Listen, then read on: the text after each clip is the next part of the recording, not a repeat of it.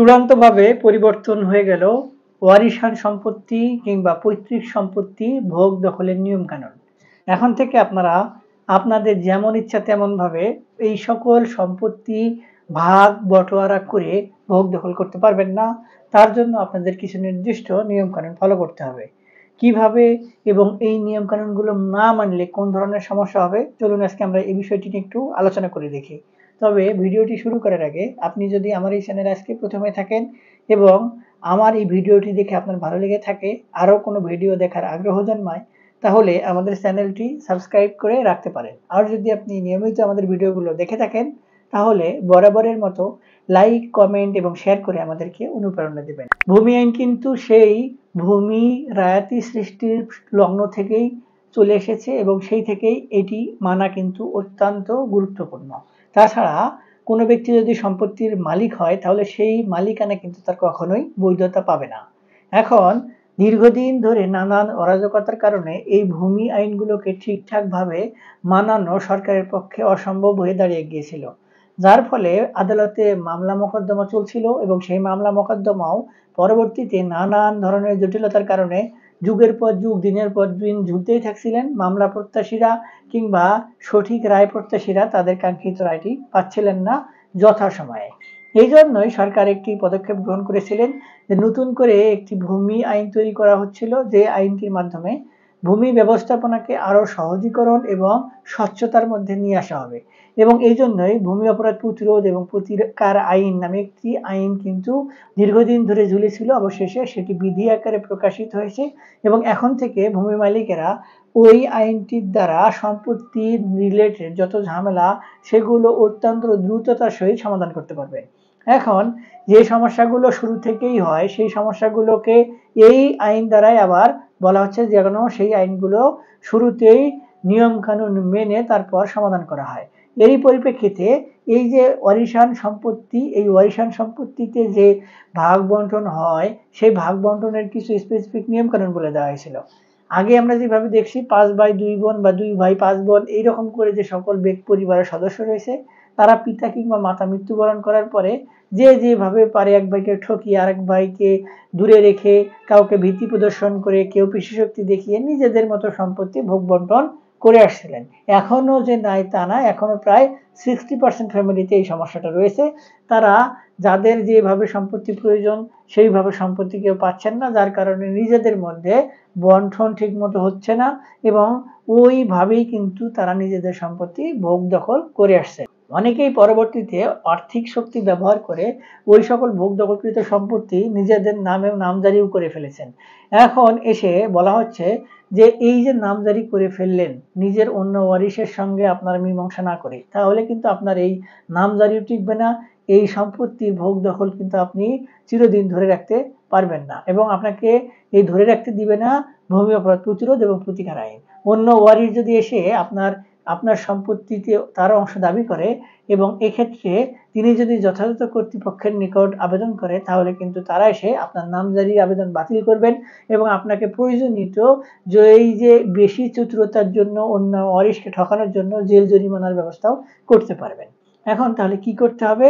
সর্বপ্রথম যখনই আপনারা ওয়ারিশান সম্পত্তি ভাগ করার কিংবা ওয়ারিশান সম্পত্তি ভোগ দখল করার উপযুক্ত হবেন, অর্থাৎ আপনার পিতা কিংবা মাতা যখনই মৃত্যুবরণ করবে, তৎক্ষণিক আপনার পিতা কিংবা মাতা রেখে যাওয়া মোট সম্পত্তিকে সুষ্ঠুভাবে সমানভাবে সকলের মাঝে ভাগ বন্টন করে নিতে হবে। এক্ষেত্রে কিছু নির্দিষ্ট আইন রয়েছে, নির্দিষ্ট করে বলা আছে কে কতটুকু পাবে। মুসলিমদের জন্য মুসলিম কোরআনিক আইন, হিন্দুদের জন্য হিন্দু আইন, তারপরে যদি না মানে তাহলে রাষ্ট্রীয় আইন। এইভাবে কে কিভাবে কতটুকু অংশ পাবে এটি ডিসাইড করতে হবে। তারপর কে কোন দাগে কিভাবে ভোগ দখল করবে এটি ডিসাইড করতে হবে এবং এটিই কিন্তু সব থেকে বড় সমস্যা। কে কোন দাগে কিভাবে ভোগ দখল করবে এটি নিয়েই ম্যাক্সিমাম সময়ই কিন্তু জ্ঞানজাম হয়।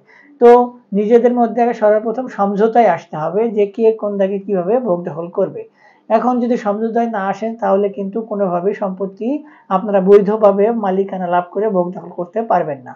করতে পারবেন অবৈধভাবে, রাষ্ট্রর যে নির্দেশনা সেটি না মেনে অপরাধী হিসেবে সম্পত্তি ভোগ দখল করতে পারবেন।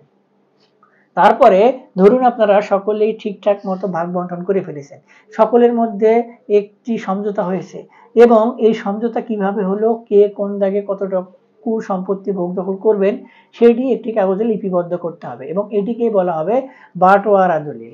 এবং পরবর্তীতে সেই বাঁটোয়ারা দলিল নিয়ে গিয়ে সকলের সম্মতিক্রমে রেজিস্ট্রি অফিসে রেজিস্ট্রেশন করতে হবে এবং রেজিস্ট্রেশন না করলে যেটি হয়, পরবর্তীতে এই ওয়ারিশান বন্টন দলিল যেটি সেটিকে কিন্তু অস্বীকার করারও সুযোগ থাকে, যেন কেউ অস্বীকার করতে না পারে সেই জন্যই এই ওয়ারিশান বন্টন দলিলটি সেখানে রেজিস্ট্রেশন বাধ্যতামূলক করা হয়েছে। তারপরে সেই দলিলটি রেজিস্ট্রেশন সম্পন্ন হয়ে গেলে সেই দলিলটি ব্যবহার করে আপনাদেরকে আপনারা যে দাগে যেভাবে সম্পত্তি ভোগ দখল করছেন সেই সকল ব্যক্তি নিজেদের নামে নামজারি কিংবা খারিজ করে নিতে হবে।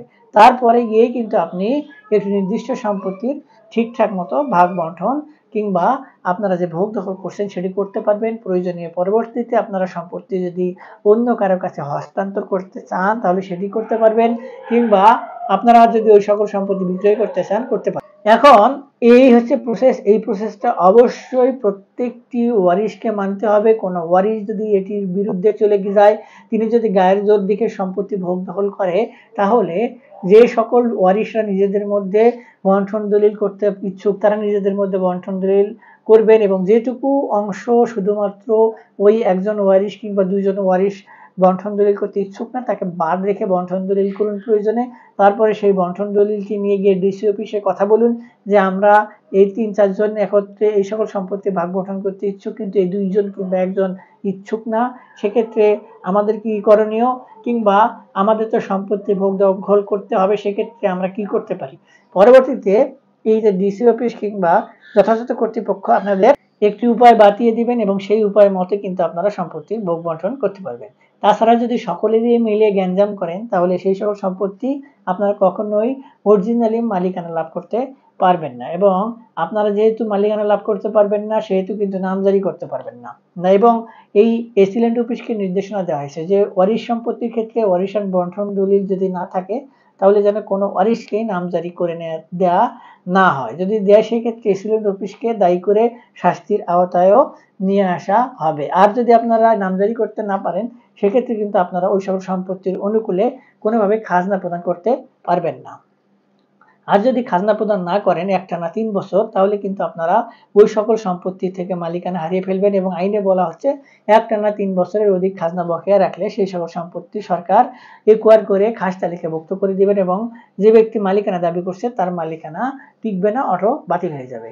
তো এই যে হচ্ছে একটি ব্যাপার ওয়ারিশান সম্পত্তির ক্ষেত্রে এখন থেকে পাকাপোক্তভাবে এই নিয়মটি এই ভূমি অপরাধ প্রতিরোধ এবং প্রতিকার আইনের বিধিমালা পাশ হওয়ার সঙ্গে সঙ্গেই বাস্তবায়িত হয়ে গেল। এটি নিয়ে আর কোনো হেলাফেলা করার সুযোগ নেই কিংবা বাইপাস করে কোনোভাবে নামজারি করার কিন্তু কোনো সুযোগ নেই। আশা করি আপনারা বিষয়টি সম্পর্কে স্পষ্টভাবে বুঝতে পেরেছেন।